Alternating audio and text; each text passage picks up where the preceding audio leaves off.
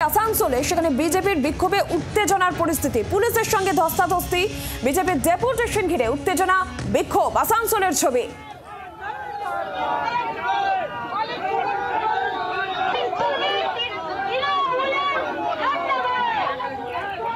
বাসুদেব চট্টোপাধ্যায় রয়েছেন টেলিফোন লাইনের প্রতিনিধি। বাসুদেব, কি কারণে বিজেপির এই বিক্ষোভ কর্মসূচি, কি পরিস্থিতি এখন? দেখো, পরিস্থিতি সামাল দেওয়ার জন্য বিশাল পুলিশ বাহিনী ওখানে মোতায়েন আগে থেকেই ছিল এবং যেটা জানতে পারা যাচ্ছে যে রানীগঞ্জ থানাতে তাদের বিক্ষোভ কর্মসূচি ছিল।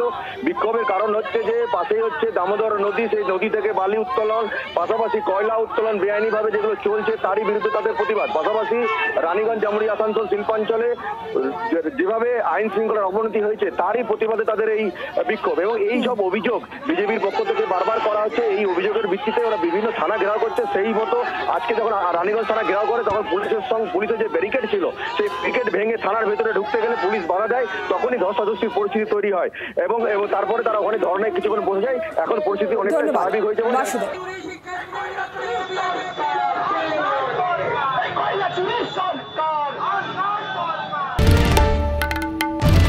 বাংলার আওয়াজ, বাঙালির আবেগ, জি 24 ঘন্টা।